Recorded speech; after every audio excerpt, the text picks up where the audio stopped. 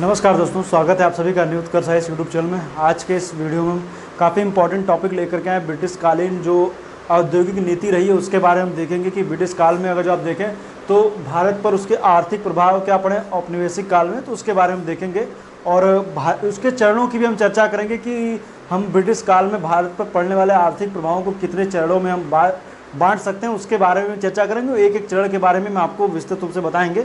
परीक्षा की दृष्टि से जितना इंपॉर्टेंट होगा उतना जरूर बताया जाएगा। बाकी आइए देखते हैं। बाकी मैं आपको बता दूं कि मॉडर्न हिस्ट्री की इस प्लेलिस्ट में आप जाइए, वहाँ पर आपको वीडियो मिल जाएंगे। इससे रिलेटेड मैंने कई सारे वीडियो बना रखे हैं। ये श्रृंखला है मॉडर्न हिस्ट्री की जो चल रही। इससे पहले मैं मेडुअल हिस्ट्री खत्म कर चुका हूँ। ये मॉडर्न हिस्ट्री की श्रृंखला है, आप लोग इसको देखिए, काफ़ी इंपॉर्टेंट टॉपिक इसमें रहने वाले हैं। तो आगे भी जैसे जैसे जल्दी से जल्दी मैं मॉडर्न हिस्ट्री को ख़त्म करने की कोशिश करूंगा। इसके बाद में बात करेंगे ब्रिटिश कालीन भू राजस्व व्यवस्था की बात करेंगे। फिर हम जैसे जैसे ब्रिटिश काल का दौर चलता जाएगा उसके आगे चल करके आप देखेंगे तो वहाँ पर कई सारे विद्रोह भी जन्मेंगे, उनकी भी चर्चा की जाएगी। फिर उसी में एक विद्रोह होगा 1857 का विद्रोह, उसकी भी चर्चा की जाएगी। चाहे कृषक विद्रोह हो चाहे वो जनजाति विद्रोह, सभी की चर्चाएँ की जाएंगी। तो उसी का एक क्रम है। जब हम ब्रिटिश काल में पहुँच चुके हैं तो ब्रिटिश काल में जो शुरुआती दौर की हम बात करेंगे तो कैसे कैसे स्थिति बनती है उसकी भी हम बात करते हैं। देखते हैं ब्रिटिश औपनिवेशिक शासन का भारत पर आर्थिक प्रभाव क्या पड़ता है, उसके बारे में चर्चा करेंगे। दरअसल जब ब्रिटिश काल के जो पहले की बात करें, जब ब्रिटिश भारत में आए थे उससे पहले की जो बात करें तो भारत की जो टोटल पॉपुलेशन थी उसका 90% जो थी वो क्या करती थी, गाँव में निवास करती थी। उनके कुछ प्रमुख जो उद्योग थे उनमें से आप देखेंगे तो कृषि थी। अधिकतर जो लोग थे वो कृषि पर अपने ये जीवन यापन करते थे। उनकी जो कह सकते थे उनका जो उद्योग था, जो उनका व्यवसाय था वो वंशानुगत था। मतलब कि जो किसान थे उनके आने वाली जितनी पीढ़ियां थी वो सब किसानी मतलब खेती करती आ रही थी। लेकिन उस दौर में और भी कई सारे उद्योग थे जो पनप रहे थे। छोटे छोटे कुटीर उद्योग थे जिनमें रेशमी वस्त्र, सूती वस्त्र उद्योग हो, ये भी अच्छा खासा ठीक ठाक फल फूल रहा था।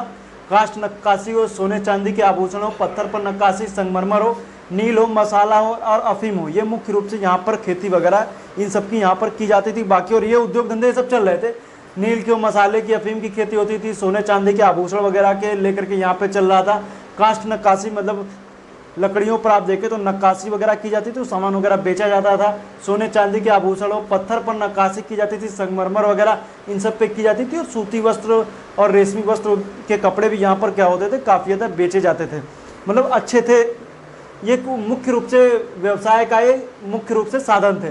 बाकी मेन तो आप जान ही रहे हैं कि वंशानुगत व्यापार जो था, प्रमुख व्यवसाय कृषि हुआ करती थी। लेकिन जैसे जैसे 18 आप देखेंगे प्लासी का युद्ध हो, बक्सर का युद्ध हो, ये दोनों युद्ध जैसे होते हैं उसके बाद की स्थिति बदलती है और इन दोनों के बाद में दौर शुरू होता है अंग्रेजों का। और अंग्रेज जिसको कह सकते थे कि उपनिवेश के हिसाब से अपना यहाँ पर स्थापना करते हैं भारत में उपनिवेश की। तो उपनिवेश क्या है, दरअसल उपनिवेश क्या है कि अपनी मतलब कि अपनी जो भौगोलिक सीमा के इतर किसी दूसरे देश में अपनी राजनीतिक सत्ता स्थापित करना, जिसका मुख्य उद्देश्य आर्थिक शोषण होता है, उसको हम क्या बोलते हैं, उपनिवेश बोलते हैं। उससे उपनिवेशवाद की संज्ञा दी गई। तो उपनिवेश की स्थापना की। उसके बाद में आप देखेंगे तो उन्होंने क्या क्या, अंग्रेजों ने जब भारत में धीरे धीरे, क्योंकि आप जान रहे हैं बक्सर के युद्ध के पश्चात में आप बंगाल पर आप देखें तो पूरी तरीके से अंग्रेजों का आधिपत्य बंगाल पर हो गया था और बंगाल पूरे भारत को एक कह सकते हैं आर्थिक रूप से काफ़ी ज़्यादा समृद्ध भूखंड के रूप में देख रहे थे। उनको लगता था कि इससे अच्छा खासा पैसा कमाया जा सकता है, चूँकि उनका उद्देश्य भी पैसा कमाना ही था। अर्थात तत्पश्चात भारत जो था कच्चा माल उत्पादन का भूखंड था।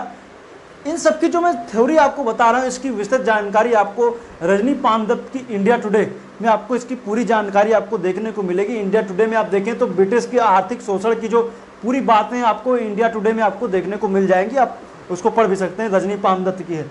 बाकी आप देखेंगे तो उस काल में जैसे जैसे हुआ ना तो उसको पढ़ने की दृष्टि से उसको 3 पार्ट में डिवाइड किया गया। 3 पार्ट कौन कौन से, जिसमें से वाणिज्यिक पूंजीवाद है, दूसरा औद्योगिक पूंजीवाद, तीसरा वित्तीय पूंजीवाद है। 3 पार्ट में इसको हम पढ़ते हैं।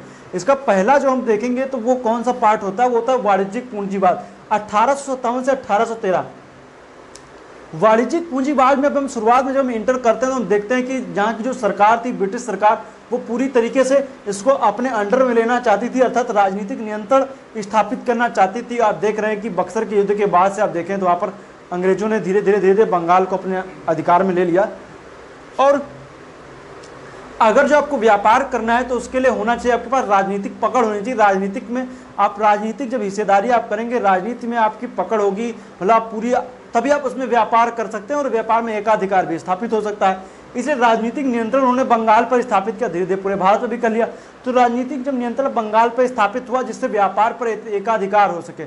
एकाधिकार का मतलब यही होता है कि जैसे मान लीजिए आप किसी मार्केट में जाते हैं तो वहाँ पर अगर जो 4 लोग सब्जी वाले, आप सब्जी लेने गए मार्केट में तो 4 सब्जी वाले होते हैं तो चारों के बीच में कंपटीशन होता है। तो कंपटीशन होता है तो उससे क्या होता है कि एकाधिकार नहीं होता है, मतलब कह सकते हैं कि किसी की मोनोपोली नहीं रहती है। और क्या करते हैं, प्रतिस्पर्धा के उस दौर में सब अपने अपने रेट घटाने लगते हैं। कोई टमाटर 25 में दे रहा है तो आप 4 लोग हैं मार्केट में तो 25 में दे रहा है, कोई 20 में लगा देगा तो आप 20 में ले लेंगे। लेकिन जब मोनोपोली होगी, कोई एक ही टमाटर बेचने वाला सिर्फ एक ही है तो चाहे 50 में दे चाहे 70 में दे, आपको लेना पड़ेगा, आपकी जरूरत हो आप लेंगे ही। इस वजह से क्या होती है कि एकाधिकार में क्या होता है कि जो बेचने वाला वर्ग होता है उसको काफी ज्यादा फायदा होता है, क्योंकि उसने क्या किया, उससे उसकी मोनोपोली वही सिर्फ बेच सकता है, बाकी उसमें कोई ना तो खरीद सकता है, मतलब कोई भी खरीदने को तो कोई भी खरीद सकता है लेकिन बेचने का रेट फिक्स है, आपको उतने में लेना पड़ेगा, लेना लीजिए नहीं तो जाइए। इस वजह से क्या हुआ कि उन्होंने, क्योंकि ये स्थिति तभी पैदा हो सकती थी जब आप राजनीतिक नियंत्रण स्थापित कर ले। तो राजनीतिक नियंत्रण स्थापित करने के बाद में आप देखेंगे तो यहाँ पर व्यापार का एकाधिकार स्थापित हो गया, जिससे क्या हुआ कि उन्होंने अपने हिसाब से रेट तय किया, अपने हिसाब से लगानों के रेट वगैरह भी तय किए, अपने हिसाब से उन्होंने वस्तुओं के जो रेट वगैरह तय करना शुरू किए। तो उससे क्या हुआ, एकाधिकार स्थापित हुआ। इसी में इतिहासकार पर्सिवल स्पीयर हैं, उन्होंने बताया कि जो एक काल है उपनिवेशिक वाद की अवस्था का प्रारंभिक काल वाणिज्यिक पूंजीवाद जो उसको उन्होंने खुली एवं बेशर्म भरी लूट का काल कहा है। तो ये इंपॉर्टेंट, इसको याद रखेगा। इसके बाद की कहानी में जब हम आते हैं तो आप उसके बाद देखेंगे तो औद्योगिक पूंजीवाद का जिक्र होता है। औद्योगिक पूंजीवाद का जो काल है 1813 से 1858 का है। इसमें आप देखेंगे तो सरकार की आप देखें तो ब्रिटिश काल की मोनोपोली खत्म हो जाती है, कई सारे उद्योग वगैरह उनको लाइसेंस से मुक्त वगैरह करना, ये सब करना, ये सब चीज़ें होती हैं। लेकिन उसमें आप देखेंगे तो फिर भी आप यहाँ पर एक ऐसा दौर चलता है उस टाइम पे, आप देखें कि यहाँ पर इतना ज़्यादा माल जो था इंग्लैंड में चला जा रहा था, यहाँ पर आर्थिक रूप से शोषण होता चला जा रहा था। तो उसी को लेकर के इंग्लैंड में आप देखें तो यहाँ के कच्चा माल जो था इंग्लैंड में जा रहा था, जिससे वहाँ पर व्यापार वगैरह काफ़ी स्तर पे बड़े बड़े उद्योग वगैरह, फैक्ट्रियाँ वगैरह स्थापित हुई।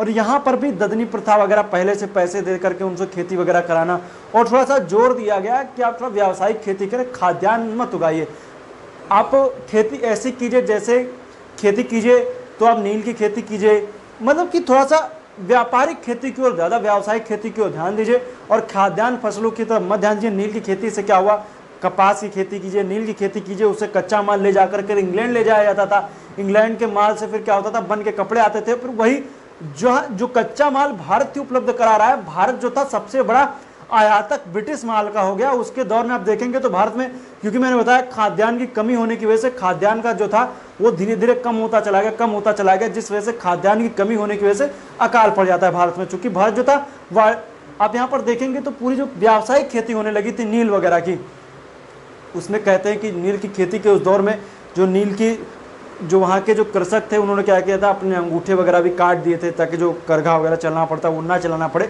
इस वजह से इसी कंडीशन भी हमें देखने को वहाँ पर मिलती है। तो इससे भारत में ब्रिटिश माल का सबसे बड़ा आयातक बन गया। औद्योगिक पूंजीवाद से खाद्यान्न फसलों की कमी से अकाल पड़ गया और उसके बाद में इंग्लैंड में औद्योगिक क्रांति शुरू हुई। इंग्लैंड में इतनी फैक्ट्रियाँ बन गई, इतनी फैक्ट्रियाँ भी, कच्चा माल इतना भारत में ले आए। अब सिचुएशन ये बन गई कि जो ब्रिटिश से बन करके, फैक्ट्रियों से बन करके कच्चा माल जो भारत में आता था, भारत में जब कच्चा माल आया तो कच्चा माल बन के जो कपड़े वपड़े बन के भारत में आए, उससे क्या हुआ कि भारत में जो उपस्थित कपड़े थे उनकी तुलना में वो सस्ते थे और क्वालिटी वाइज भी अच्छे थे। इसलिए भारत के व्यापार जो था, भारत का जो कपड़े का व्यापार पूरी तरीके से ध्वस्त हो गया और पूरे कह सकते हैं। फिर यहीं पर एकाधिकार की बात आई, जब कोई है ही नहीं कंपटीशन में तो क्या हुआ, इंग्लैंड एकाधिकार में फिर आ जाता है और यहाँ पर क्या होती है, पूरी अच्छी तरीके से यहाँ पर इन्वेस्ट किया जाता है। इससे भारत में काफ़ी ज़्यादा शोषण किया गया भारत को और इससे इंग्लैंड को बहुत पैसा मिला, उसने बहुत पैसा कमाया। लेकिन यहाँ की जनता जो थी वो कह सकते हैं अकाल की वजह से त्रस्त थी। लेकिन उस दौर के बाद में तीसरा दौर आता है, जब 1857 के विद्रोह के बाद की बात आती है, उसको हम बोलते हैं वित्तीय पूंजीवाद, 1858 से 1947। अब चूंकि ये दौर जो चल रहा है, अकाल वगैरह पड़ना, ये सब पड़ना, तो लोगों के मन में एक द्वेष की भावना है। वो क्या कर रहे हैं, किसान हो, कई सारे इतिहासकार वर्ल्ड लेवल पे जो कह सकते हैं, तो उन्होंने भी अपने अपने लेखों के जरिए किसानों को कह सकते थे कि थोड़ा सा उकसाया। और भी ऐसे कई सारे लेख छपे जिससे क्या हुआ, किसानों के अंदर भी थोड़ा सा कह सकते हैं कि गुस्से की भावना उनके अंदर प्रवृत्ति आई, इससे वजह कई सारे विद्रोह भी हमें देखने को मिलते हैं, कृषक विद्रोह, बहुत सारे विद्रोह होते हैं। लेकिन उन सब के आगे चल करके परे वित्तीय पूंजीवाद के दौर में जो ब्रिटेन ने पूंजी ज़्यादा जो पैसा कमाया था उसको वो नए सिरे से इन्वेस्ट करना चाहते थे। अकूत धन के मालिक ब्रिटेन वाले, उन्होंने क्या किया कि अच्छा खासा पैसा इन्होंने भारत में फिर इन्वेस्ट किया। लेकिन वो पैसा इन्वेस्ट कहाँ करना चाहते थे, वो फैक्ट्री लगा करके नहीं करना चाहते थे। उनका था कि भाई भारत में एक ऐसा ढांचा बनाया जाए ताकि जितनी भी फैक्ट्रियाँ, मतलब कि यहाँ पे जितना कच्चा माल है उनकी ढुलाई आसान हो सके। उसके लिए उनको इन्वेस्ट करना था, बंदरगाह बनाना, रेलवे बनाना, बिजली की व्यवस्था करना, डाक तार, ये सब की इन सब की व्यवस्था करना। तो देखिए उपनिवेश के शोषण में ब्रिटिश पूंजीपति हो गया और उस दौर में पूंजी का पुनः निवेश किया अधिक लाभ के उद्देश्य से। रेलवे, बंदरगाह, विद्युत व्यवस्था, सिंचाई व्यवस्था। अब जैसे खेती की जा रही है किसी क्षेत्र में, तो खेती के लिए तो पहली बात तो खेती से जो कच्चा माल जो बनेगा, मान लीजिए नील की खेती कर रहे हैं या मान लीजिए किसी भी इसकी खेती कर रहे हैं, तो कच्चा माल जो होगा उसको लाने के लिए एक अच्छी व्यवस्था होनी चाहिए। उसके लिए क्या कर सकते हैं, आपको ले रेलवे लाइए, आराम से सामान लेकर के चले जाइए। दूसरा, अब खेती के लिए आपको पानी की भी जरूरत, तो सिंचाई की व्यवस्था भी उन्होंने कर दी। और अब रेलवे क्या करेगा, बंदरगाहों तक सामान तो पहुंचा देगा, बंदरगाह क्या करेंगे, उससे एक्सपोर्ट इंपोर्ट सब होना शुरू होगा। तो इन सब की व्यवस्था की, विद्युत की व्यवस्था की, ये सब चीज़ों की व्यवस्था की गई। लेकिन उन्होंने भारत में एक भी फैक्ट्री स्थापित नहीं की। फैक्ट्री स्थापित नहीं करने के पीछे कारण ये था क्योंकि वो ये चाह रहे थे अगर जो भारत में फैक्ट्री स्थापित कर देंगे तो हमारा जो वहाँ से बन करके माल आ रहा है उसकी फिर कह सकते हैं उसकी लागत में और भारत में बने कपड़ों की लागत में फिर डिफरेंस हो जाएगा, जिसकी वजह से क्या होगा, फिर यहाँ पर लोग क्या करेंगे, फिर वो उस कपड़े को ज़्यादा पसंद करेंगे जो यहीं बनता है और उससे लोगों को, यहाँ के लोगों को भी रोजगार मिलेगा। लोगों के पास जब पैसा होगा तो क्या करेंगे, ये लोगों के पास जब ज़्यादा पैसा हो जाएगा तो आपके खिलाफ खड़े हो जाएंगे। तो ये भी चीज़ें होनी शुरू हुई। इस वजह से उन्होंने यहाँ पर कोई फैक्ट्री, मतलब इस्पात कारखानाओं, सूती मिलों पर उन्होंने निवेश बिल्कुल भी नहीं किया और इस वजह से आगे चल करके विद्रोह वगैरह भी होते हैं, मैंने बताया। अब आगे कार्ल मार्क्स ने रेलवे को भारत के विकास का अग्रदूत भी कहा है, ये भी इंपॉर्टेंट है, ये भी याद रखें। आगे चल करके जब भू राजस्व व्यवस्था की बात आएगी, धन के बहिर्गमन का सिद्धांत भी मैं आपको बताएंगे नेक्स्ट वीडियो में, इन सब की चर्चा होगी। नेक्स्ट वीडियो में सब चर्चा होगी, भू राजस्व व्यवस्था की बात की जाएगी और जो रैयतवाणी व्यवस्था हो, चाहे जितनी भी व्यवस्थाएं आई हैं भू राजस्व को लेकर के, उनकी भी हम चर्चा करेंगे। तो फिलहाल आज के लिए इस वीडियो में इतना ही। उम्मीद करता हूँ वीडियो आपको अच्छा लगा होगा। ये वीडियो काफ़ी इंपॉर्टेंट है। ब्रिटिश काल की अर्थव्यवस्था को शुरुआती चरण में जो ब्रिटिश भारत में आए तो उनके आर्थिक शोषण को लेकर के ये पहला चरण है जिसको आप समझ सकते हैं। इसके बाद के चरणों में जैसे जैसे होगा, शोषण की दर जैसे कहेंगे ना, शोषण की रफ्तार जैसे जब बढ़ती जाएगी, यहाँ पर विद्रोह की आग भी धीरे धीरे बढ़ती चली जाएगी।